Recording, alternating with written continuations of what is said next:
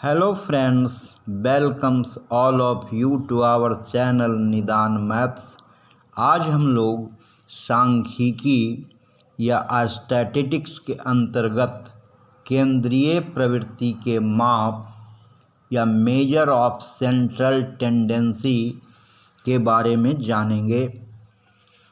आंकड़ों के संकलन, वर्गीकरण, सारणीकरण, विश्लेषण, निर्वचन, प्रक्रमण, सहसंबंध, प्रस्तुतिकरण एवं आलेखीय या ग्राफीय निरूपण आदि आंकड़ों को अर्थपूर्ण, सरल व सुबोध बनाते हैं,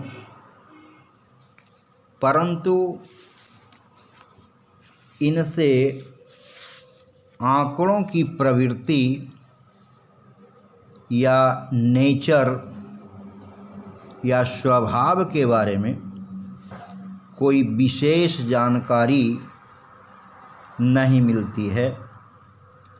इसलिए हम ऐसी राशि को जानना चाहेंगे, ऐसे राशि की तलाश करना चाहेंगे जो आंकड़ों या डेटा की प्रवृत्ति के बारे में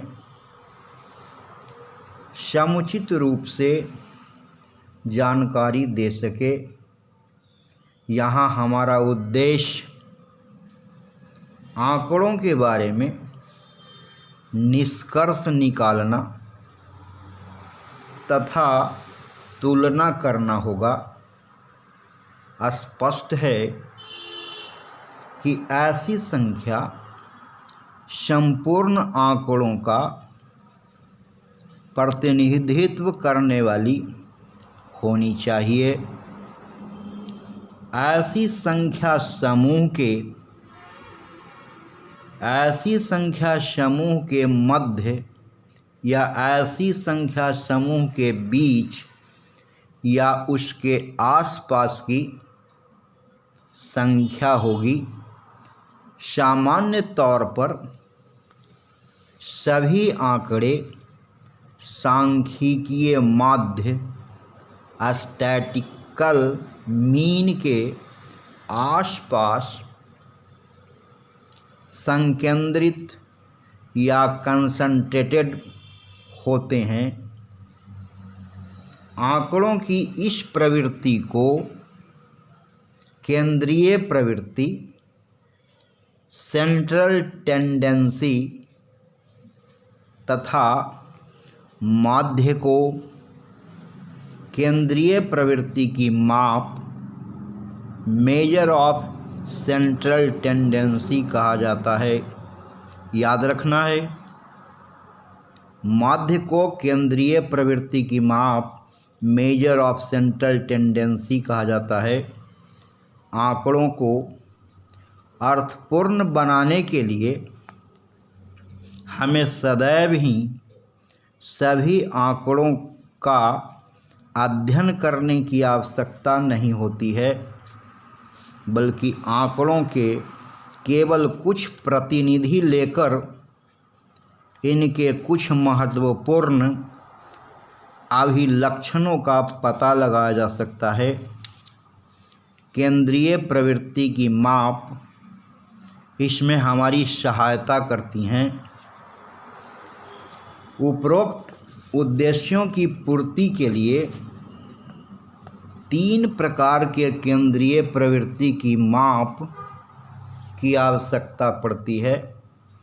नंबर 1, समानांतर माध्य या अंकगणितीय माध्य, अर्थमेटिक मीन।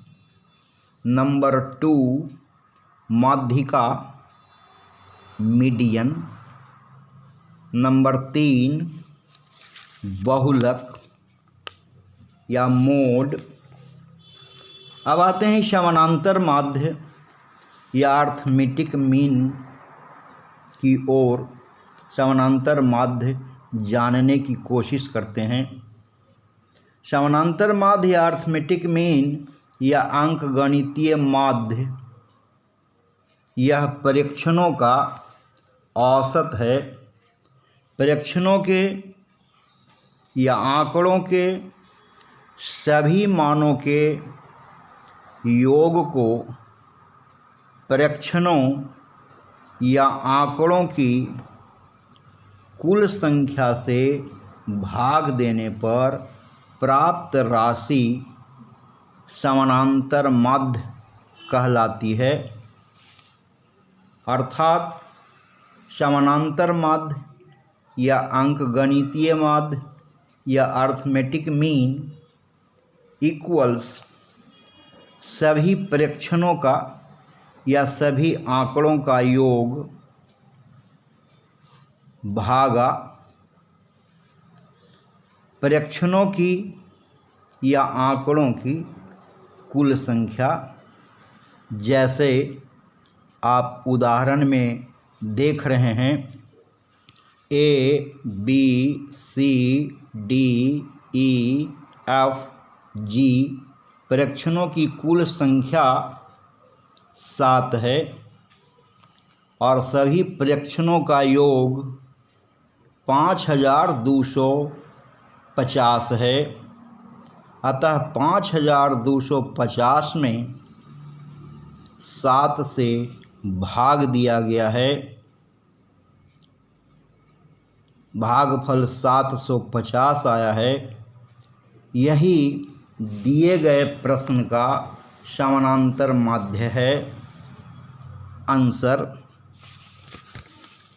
प्रेजेंटेशन पसंद आने पर लाइक, कमेंट्स, प्रश्न पूछना एवं सब्सक्राइब करना तो बनता है।